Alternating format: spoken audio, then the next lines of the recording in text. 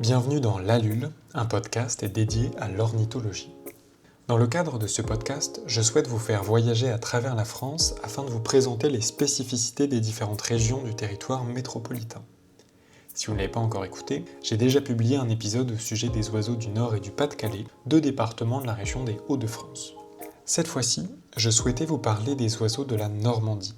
Cette région au climat océanique dispose de 600 km de côte et abrite une multitude d'habitats, parmi lesquels des zones bocagères, des vallées, des prairies, des estuaires ainsi que des zones cultivées. En préparant cet épisode, j'avais plusieurs questions en tête.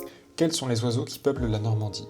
À l'ère du réchauffement climatique, comment ces espèces s'adaptent-elles ? Quelles sont les principales menaces auxquelles elles font face ? Et que peut-on faire pour favoriser la faune dans cette région ? Pour répondre à ces questions, j'ai eu la chance et le plaisir d'échanger avec Gérard Debout, le président du groupe ornithologique normand.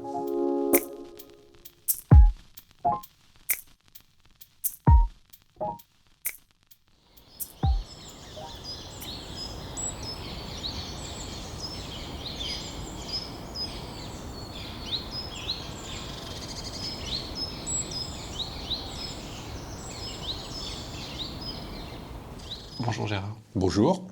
Alors est-ce que pour commencer cet épisode, tu peux te présenter ? Oui, alors moi je suis Gérard Debout, je suis bénévole au groupe ornithologique normand depuis un bon bout de temps, depuis le milieu des années 70, et je suis président de l'association aussi depuis un bon bout de temps, c'est-à-dire depuis 1986. Sinon, moi maintenant, vu mon âge, je suis à la retraite, mais auparavant j'étais enseignant.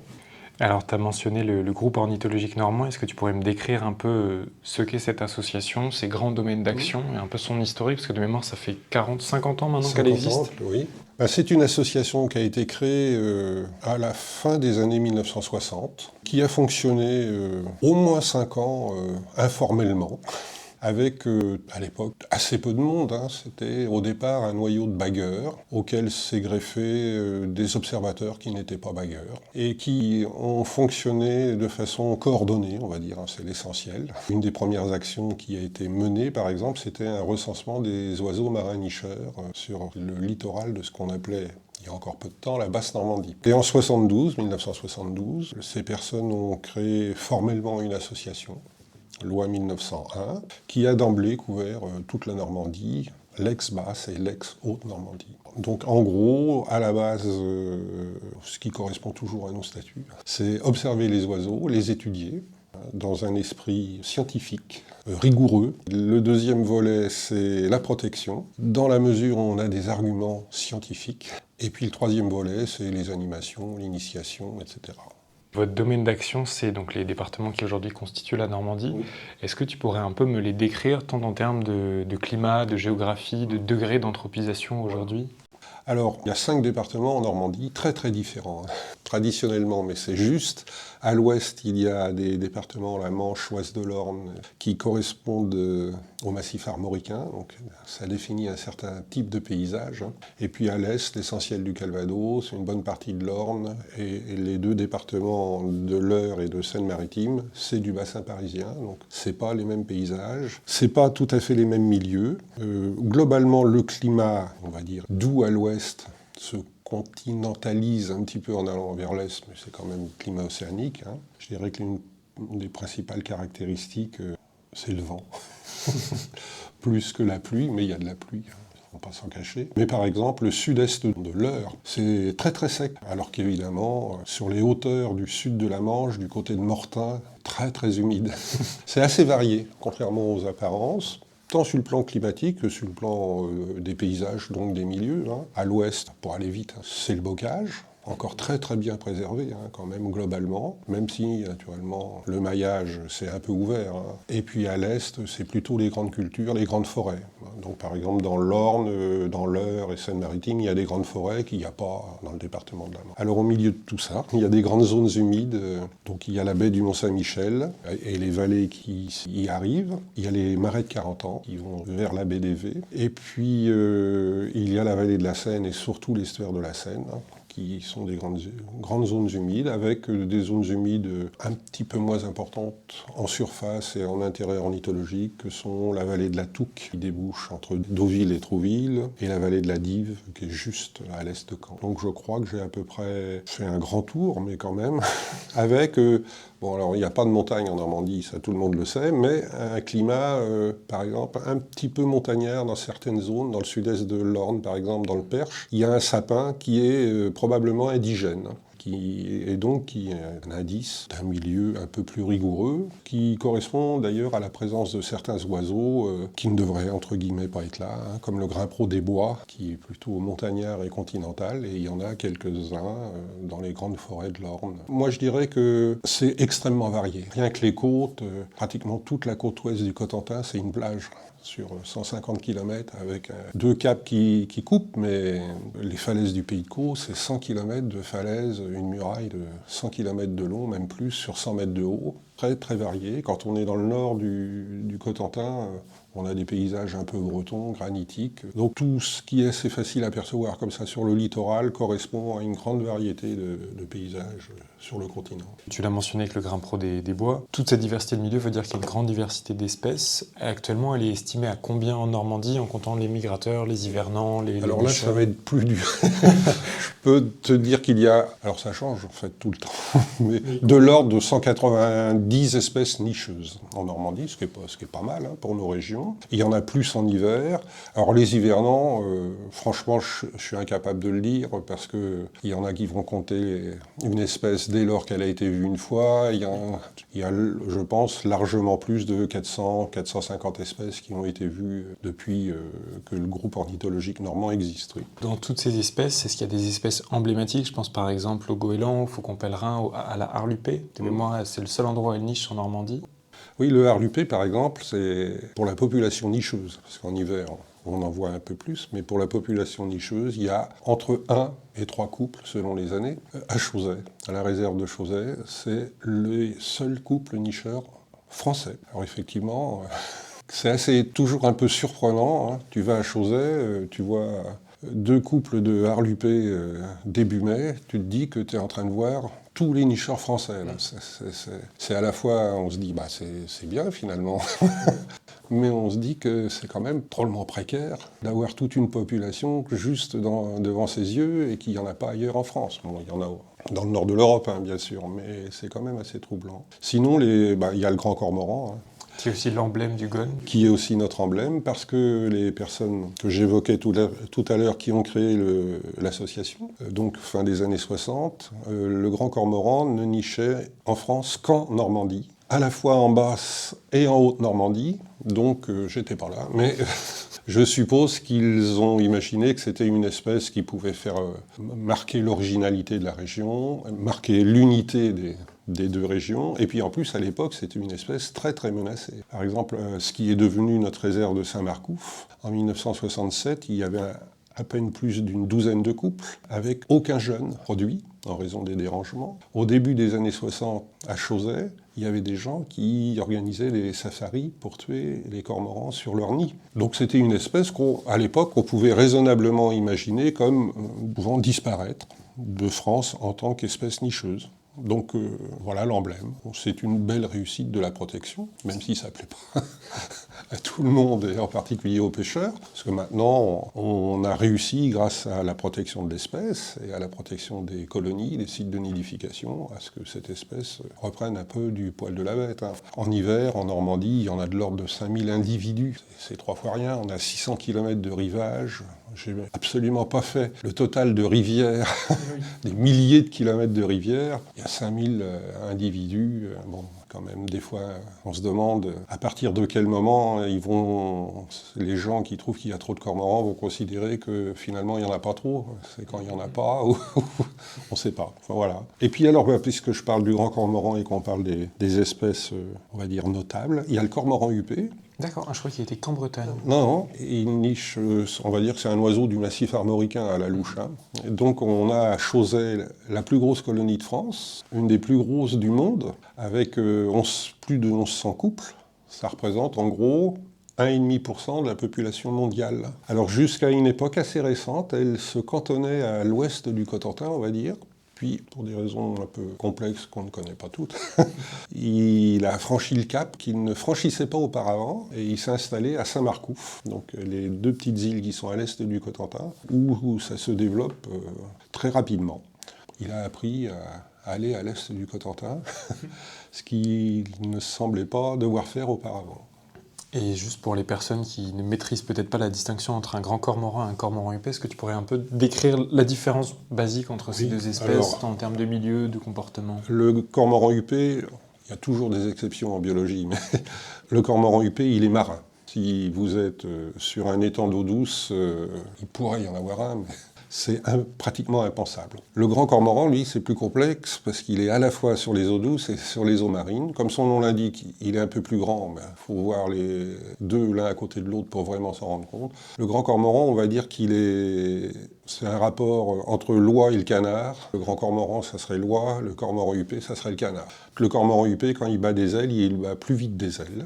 Il a un bec plus fin, ça se voit bien. Et puis en plumage nuptial, le grand cormoran a des taches blanches sur la cuisse, mais c'est pas toute l'année. Et le cormoran huppé, comme son nom l'indique, a une huppe, mais là non plus, c'est pas toute l'année.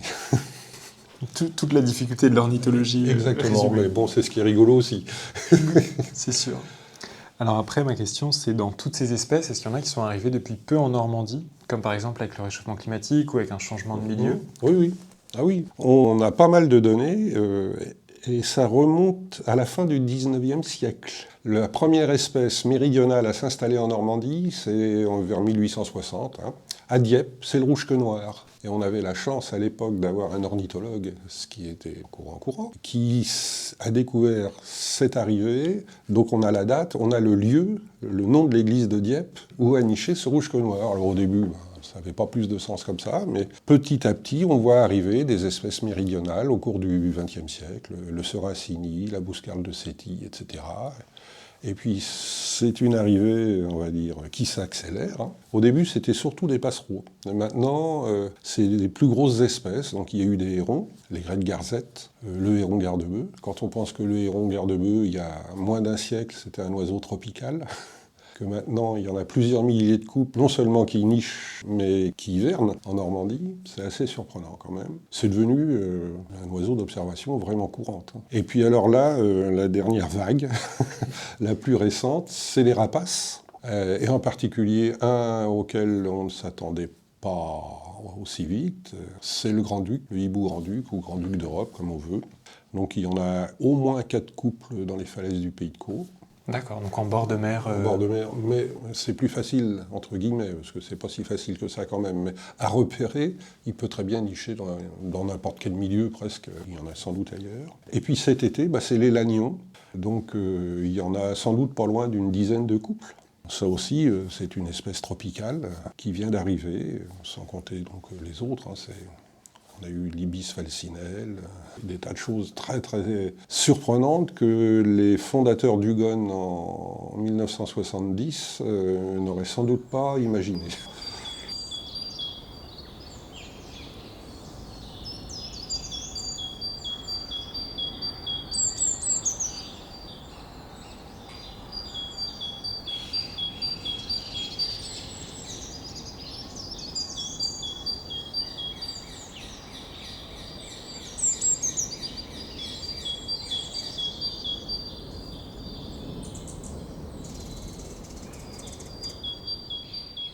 Et est-ce que du coup, en dynamique inverse, alors il y a 2 questions, est-ce qu'il y a des espèces qui ont disparu de Normandie, et après, est-ce que le GON a mené des actions en faveur de la préservation d'espèces qui ont disparu, soit faute d'anthropisation de leur milieu, de disparition d'habitat ? Alors il y a des espèces plutôt nordiques qui remontent vers le nord. En nicheur, c'est difficile à dire, parce que par exemple le ciserin inflammé a niché, mais tellement peu de fois. Le fait qu'ils disparaissent, c'est peut-être qu'une anecdote. L'eider semble régresser. Ah, il y avait de la nidification. Il y avait de la nidification, on l'a prouvé, c'est dur à trouver.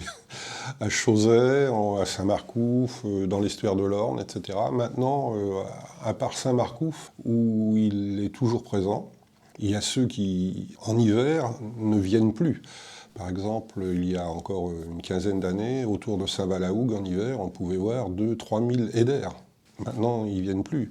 Les macreuses noires et les macreuses brunes, qui venaient essentiellement au large de Deauville, Cabourg, etc., ont régressé considérablement. Tout ça, c'est des oiseaux nordiques qui n'ont finalement pas de raison de faire 500 km pour arriver en Normandie, alors que ceux qu'ils trouvaient en Normandie il y a 20 ans, ils le trouvent maintenant aux Pays-Bas, par exemple. Les oiseaux économent de leur énergie, et ils n'ont pas tort d'ailleurs. Donc il y a des régressions comme ça. Par exemple, la corneille mantelée devait être un hivernant régulier au XIXe siècle. On n'en voit plus. Il y a une remontée. Puis alors parmi les nicheurs, le vanneau huppé par exemple, a considérablement décliné en tant que nicheur. Pourtant une espèce assez commune, mine de rien. Oui, mais dans les marais de 40 ans, on est passé entre 1000 et 1500 couples à moins de 200. Alors je ne parle pas du râle des genêts, on est passé de, on va dire, 3 à 500 chanteurs à 0 ou 1. Le combattant niche plus, la bécassine des marais, tous ces oiseaux à affinité plutôt nordique sont en déclin. Alors s'ajoute à ça, évidemment, dans les zones humides, les atteintes aux zones humides, dont tout le monde est averti. Donc voilà, en gros, l'ensemble. Alors effectivement, en milieu littoral, l'anthropisation, ça c'est clair. C'est sûr qu'il y avait des milieux de dunes plus ou moins marécageuses au XIXe siècle. Maintenant, il n'existe plus. Il y a dans les mémoires d'Alexandre Dumas, il raconte une expédition pour aller à Trouville, qui était un village de pêcheurs. C'était l'expédition phénoménale. Il prenait le train, il arrivait au Havre, il fallait traverser l'estuaire de la Seine en bateau, après il avait une diligence infecte, et il arrivait dans une zone où il y avait des dunes et des marais. Maintenant, à Trouville, oui, c'est ni dunes ni marais, c'est cuit. Un peu plus de bitume aujourd'hui. Voilà, donc on a la chance que, par exemple, dans le département de la Manche, le littoral et les dunes soient assez bien conservés. Ceci étant, ça n'a pas empêché la disparition du traquet moteux. Le traquet moteux qui nichait dans les dunes, il n'y avait pas de recensement à l'époque. Mais je pense que dans les années 1970, il y avait quelques centaines de couples de traquets moteux nicheurs et ils ne nichent plus. Ou alors un couple de temps à autre. À Jersey, il y avait plus de 10 dénominations en dialecte pour le torcol.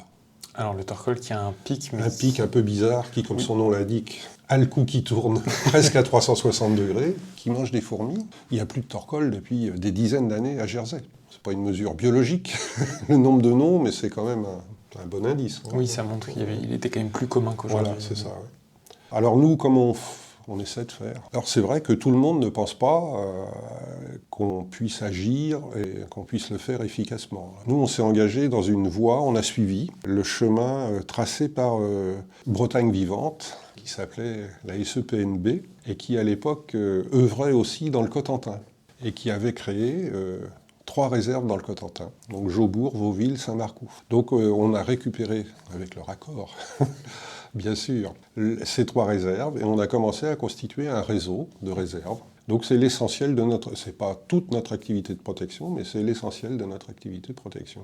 Donc maintenant on a 25 réserves. Qui représentent un total de combien d'hectares? À peu près 850 hectares. Alors naturellement des hectares en bord de mer sur une falaise... Mais bon, ça donne une idée. On est propriétaire de 350 hectares qu'on achète, on continue d'acheter. 350 hectares de marais pour l'essentiel, dans les marais de 40 ans, dans la vallée de la C, derrière Avranches, pour situer un peu, en baie du Mont-Saint-Michel, et dans la vallée de la Rille, qui est une petite rivière qui se jette dans l'estuaire de la Seine. On n'a pas que des marais, on a 4 hectares dans la plaine de Caen, c'est pas beaucoup. Mais c'est presque du désert, et donc on le gère. On a le Dicnum criard, qui est un limicole, un échassier, mais plutôt des zones, enfin désertiques, on va peut-être pas exagérer, mais enfin, des zones un peu sèches.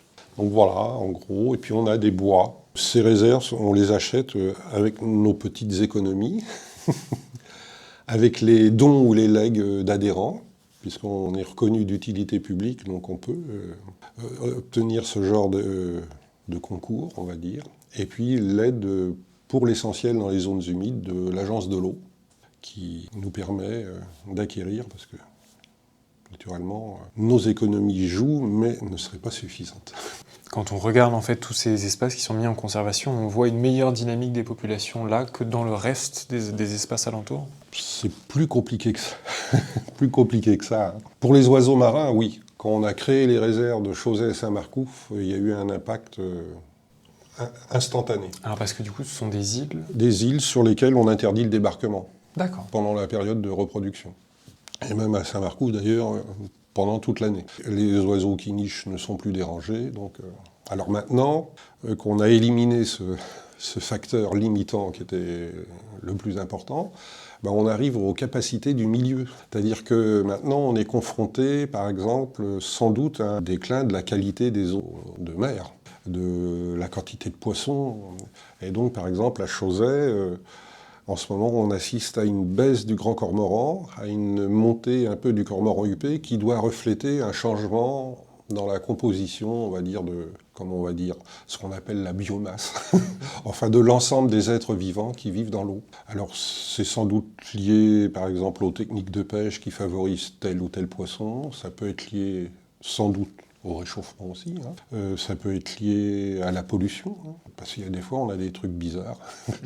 Il y a eu des analyses qui ont été faites, et par exemple les cormorans huppés de Chauzet sont contaminés par les PFAS, dont on a entendu récemment parler. C'est des organophosphorés, c'est les molécules qu'on trouve sur les poils anti-adhésives, et qu'on trouve aussi sur les vêtements imperméables qui sont perlants. Alors pourquoi à Chauzet ?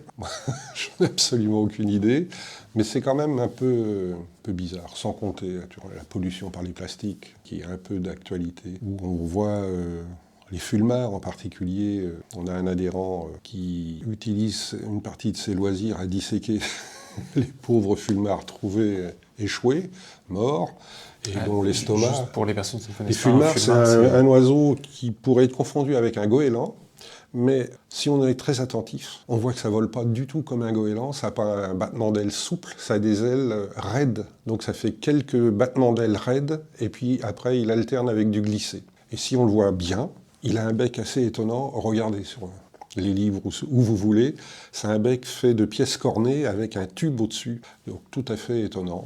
Et cet oiseau fait partie, en gros, de la famille des albatros. C'est chic. Mais ce qu'il n'apprécie pas du tout, c'est les billes de plastique en mer qu'il mange. Et il en meurt. Il a l'estomac plein de billes ou de déchets de plastique de très petite taille, qui fait qu'à la fin, il n'y a plus de place dans l'estomac pour la vraie nourriture. Voilà, en gros, ça devient plus compliqué pour nous. On n'est pas un laboratoire avec des instruments qui permettent de faire des analyses, mais on a des petits aspects comme ça que l'on perçoit. Après, c'est à d'autres de chercher plus loin avec d'autres moyens. Et donc ça impacte les oiseaux marins. Est-ce qu'on voit les mêmes phénomènes sur des oiseaux qui sont plus terrestres aussi en Normandie ? En gros, les oiseaux qui mangent des gros insectes ont beaucoup décliné. Par exemple, les pygrièches, qui sont des passereaux, mais qui ont une allure de rapace. Parce qu'elles ont le bec crochu. Par exemple, c'est des oiseaux qui ont décliné parce qu'il n'y a plus de gros insectes, les scarabées, etc. Les gros coléoptères ont considérablement décliné et ont impacté ce genre d'espèces.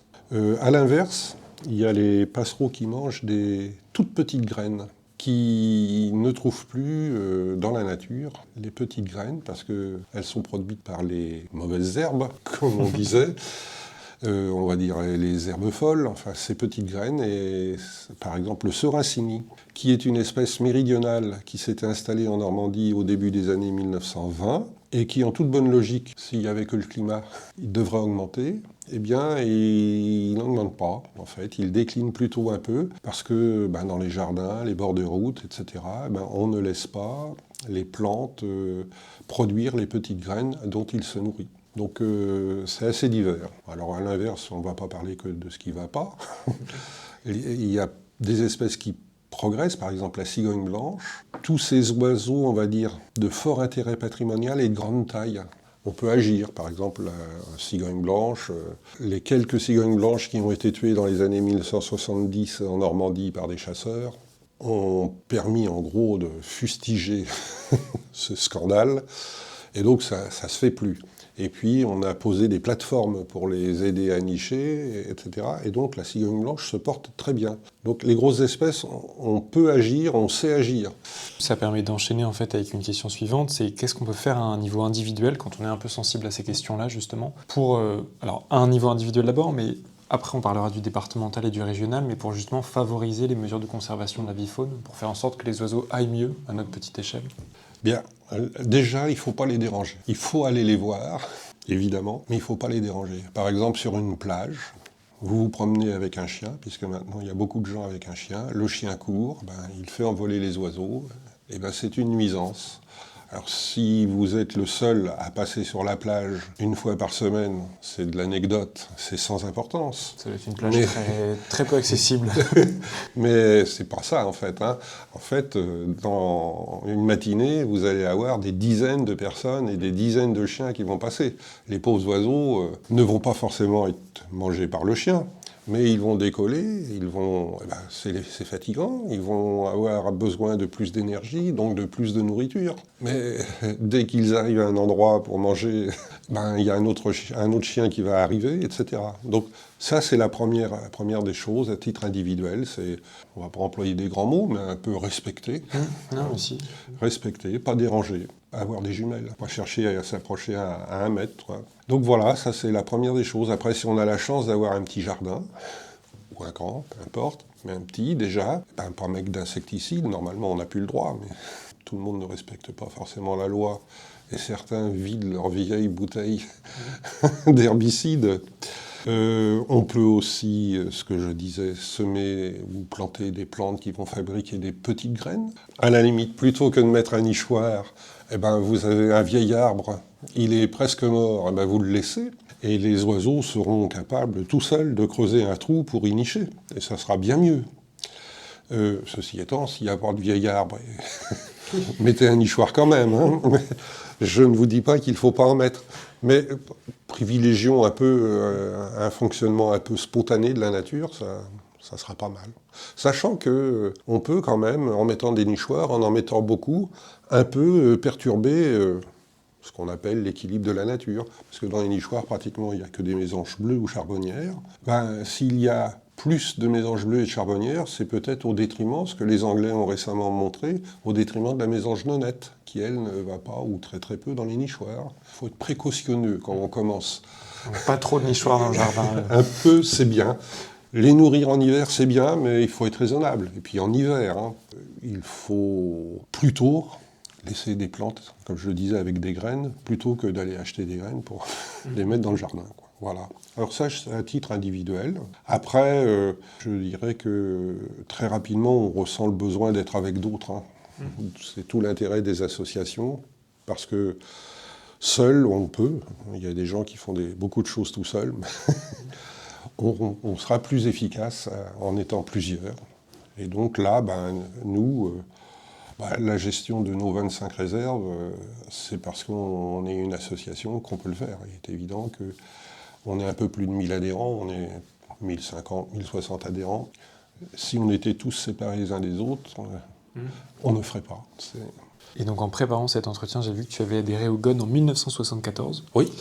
Et en fait, au cours de ces bientôt 50 ans d'engagement, qu'est-ce que ça apporte en fait ? Tu incitais les gens justement à s'engager dans une association. Qu'est-ce que toi, ça t'a apporté à titre individuel ? À moi, ça m'a apporté beaucoup de découvertes. Découvertes alors des oiseaux, naturellement, parce que c'est le but. Mais découvertes de gens formidables, de tous âges, de toutes conditions sociales, de tout niveau scolaire, etc. C'est tout à fait étonnant. Il y avait autrefois ce qu'on appelait en France un colloque francophone d'ornithologie qui se tenait tous les ans au Muséum à Paris. Malheureusement, ça n'existe plus. Et un des premiers où je suis allé, je pense à la fin des années 70, c'était à l'époque où les jeunes avaient les cheveux longs, hippies, vous voyez. Ça reviendra à la mode un jour. Sans doute. Et c'était très rigolo de voir des gens comme ça discuter de leur passion commune, sans frontières sociales, sans frontières d'âge.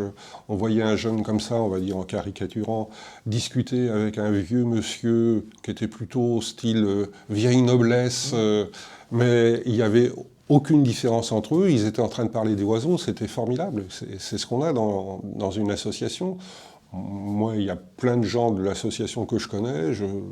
Ce qui nous rassemble, c'est les oiseaux, leur étude, leur protection. Ça, c'est la première étape. Et puis après, sur le long terme, on a le plaisir d'avoir découvert quand même beaucoup de choses, d'avoir publié beaucoup de choses, et puis d'avoir agi dans le domaine de la protection. Ça manque de modestie, une certaine satisfaction des choses accomplies, tout à fait. Et du coup, ma dernière question, qui est une double question, c'est à la fois au cours de toi, tes sorties ornithologiques, qu'est-ce qui t'a le plus marqué? Et après, j'ai aussi lu en préparant cet entretien une anecdote au sujet d'une macreuse empaillée qui a été utilisée pour mesurer des distances, apparemment. Donc si tu peux revenir là-dessus, ça m'intéresse aussi. Oui. Moi, une des choses les plus marquantes, c'est la première fois où je suis allé à Saint-Marcoux. Ça doit dater de 1975.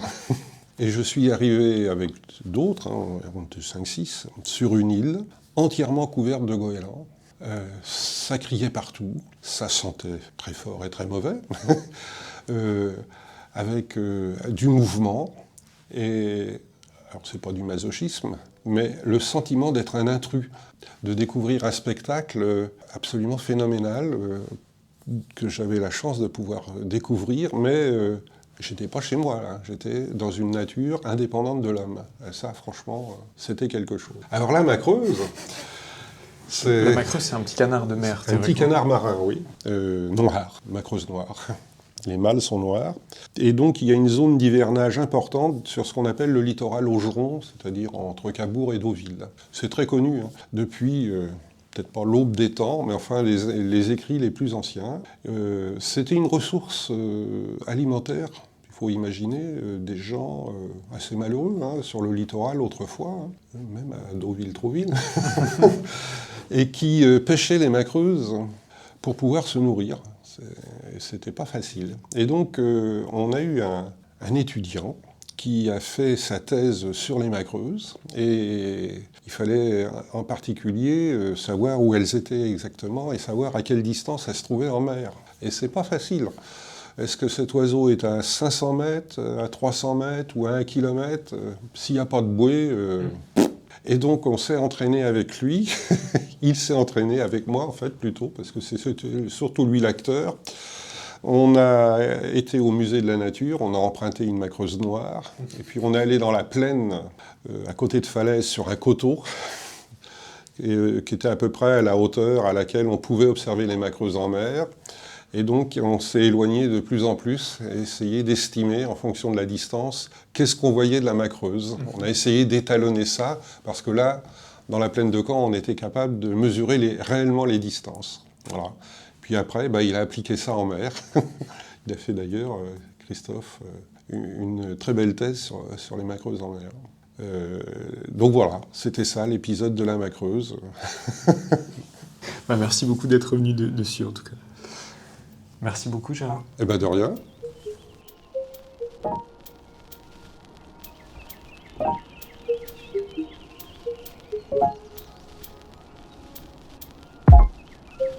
Merci d'avoir écouté cet épisode de L'Allule, un podcast dédié à l'ornithologie. Si cet épisode vous a plu, vous pouvez retrouver et suivre le podcast sur Instagram. Vous pouvez vous abonner sur différentes plateformes, noter le podcast et en parler autour de vous. Dans tous les cas, je vous remercie de faire exister L'Allule et je vous donne rendez-vous dans le prochain épisode.